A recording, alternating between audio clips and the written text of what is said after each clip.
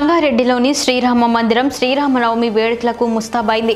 ఈ నెల 17వ తేదీన సాయంత్రం 4 గంటలకు సీతారాముల కళ్యాణోత్సవం జరగనుందని దేవాలయ కమిటీ సభ్యులు తెలిపారు.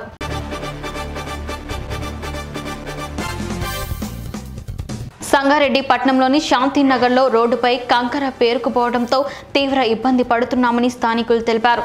రోడ్డుపై మొత్తం కంకర ఉండడంతో ద్విచక్ర వాహనాలు పాడవుతున్నాయని చెప్పారు.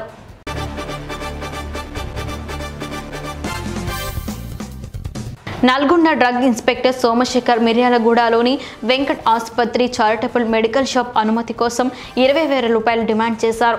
చిట్టపు సైదిరెడ్డి వద్ద నుండి తీసుకుంటూ ఆఫీసులో రెడ్ హ్యాండెడ్గా పట్టుబడినట్లు డీఎస్పీ జగదీష్ తెలిపారు.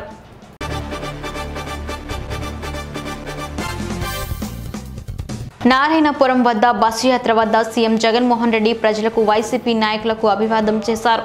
2 చేతులతో నమస్కారం చేస్తూ చిరునవ్వుతో అభివాదం చేస్తూ ముందుకు సాగారు.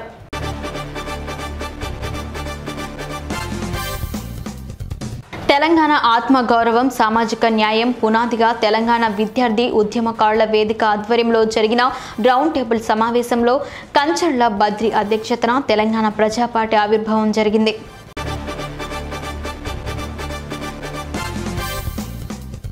కొత్తగా ఏర్పడిన కాంగ్రెస్ ప్రభుత్వంపై జిల్లా బీఆర్ఎస్ నాయకులు అసత్య ప్రచారాలు చేయడం మానుకోవాలని డీసీసీబీ చైర్మన్ ఆర్డి భోజారెడ్డి అన్నారు.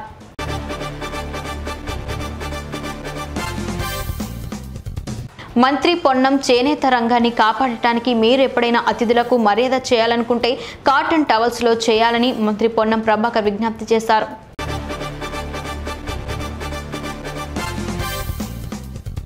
కొల్లాపూర్ నియోజకవర్గం పాన్గల్ మండలంలోని మల్లాయిపల్లి, చింతకుంట, దొండయిపల్లి గ్రామాల్లో మంత్రి జూపల్లి కృష్ణారావు పర్యటించారు. మహిళా సంఘాలతో సమావేశమయ్యారు.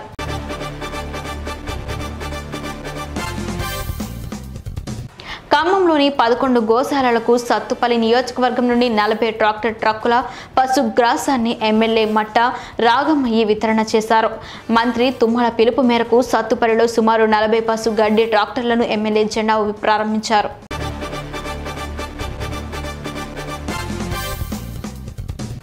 పరిగి పట్టణంలో కాంగ్రెస్ పార్టీ ఎంపీ అభ్యర్థి రంజిత్ రెడ్డి, ఎమ్మెల్యే రామ్మోహన్ రెడ్డి ఆధ్వర్యంలో ఎన్నికల ప్రచారంలో నాయకులు బైక్ ర్యాలీ నిర్వహించారు.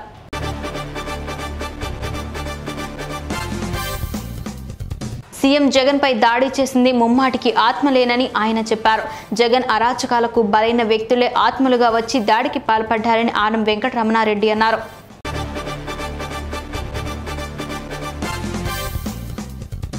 నారాయణపేటలో జరిగిన జనజాతర సభకు సీఎం రేవంత్ రెడ్డి హాజరయ్యారు. నారాయణపేట సభలో సీఎం రేవంత్ రెడ్డి ఎమ్మెల్యే శంకర్ రాజకీయ ప్రస్తావనను సభ దృష్టికి తెచ్చారు.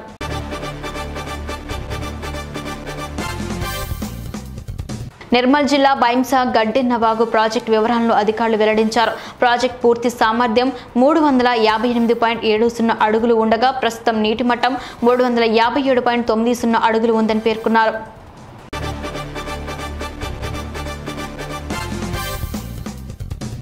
సోన్ మండల కేంద్రంతో పాటు కడ్తల్ గంజల్ గ్రామంలో కేంద్ర పోలీస్ బలగాలతో ఫ్లాగ్ మార్చ్ నిర్వహించారు. గ్రామంలో ప్రధాన వీధుల గుండా ఫ్లాగ్ మార్చ్ కొనసాగింది.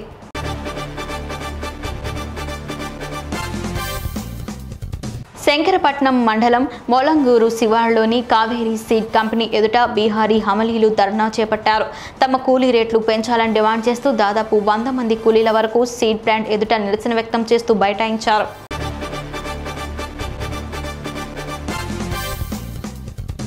అసెంబ్లీ ఎన్నికల్లో ఇచ్చిన మాట ప్రకారం హామీలు అమలు చేయాలని కోరుతూ సిద్దిపేట నియోజకవర్గ రైతులు వినూత్న కార్యక్రమం చేపట్టారు. సీఎం రేవంత్ రెడ్డికి పోస్ట్ కార్డుల ద్వారా హామీలు అమలు చేయాలని తెలిపారు.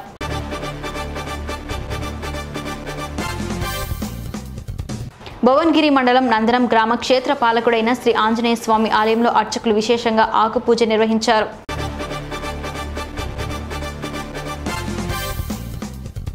పెద్దపల్లి కాంగ్రెస్ పార్టీ ఎంపీ అభ్యర్థి గడ్డం వంశీ గెలిపే లక్ష్యంగా నాయకులు కార్యకర్తలు పనిచేయాలని బెల్లంపల్లి మున్సిపల్ చైర్పర్సన్ జక్కుల శ్వేత పిలుపునిచ్చారు.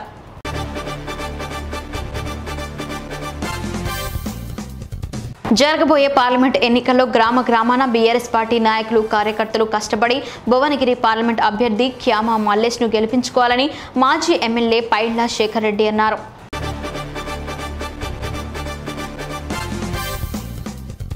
వచ్చే పార్లమెంట్ ఎన్నికల్లో పెద్దపల్లి కాంగ్రెస్ పార్టీ ఎంపీ అభ్యర్థి గట్టం వంశీకృష్ణను లక్ష మెజార్టీతో గెలిపించాలని ప్రభుత్వ మాజీ విప్ చెన్నూరు మాజీ ఎమ్మెల్యే నల్లాల ఓదేలు పిలుపునిచ్చారు.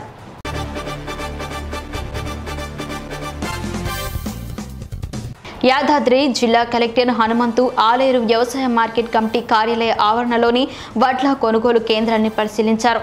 ధాన్యం కొనుగోలుపై రైతులను అడిగి తెలుసుకున్నారు.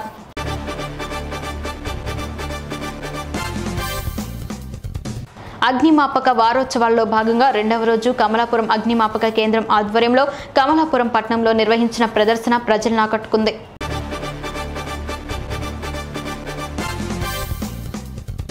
నారాయణపురంలో భుజంగరావు దంపతుల కోరిక మేరకు వారి కుమారుడికి అక్షరాభ్యాసం చేయించారు వైఎస్ జగన్.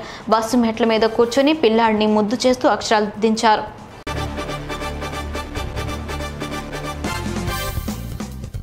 మహిళా సాధికారత వైసీపీ ప్రభుత్వంతోనే సాధ్యమని వైసీపీ జిల్లా మహిళా కార్యదర్శి మానస చిరంజీవి అన్నారు. రణస్థలం మండలం వల్లభరావుపేట గ్రామంలో వైసీపీ ఎన్నికల ప్రచారం నిర్వహించారు.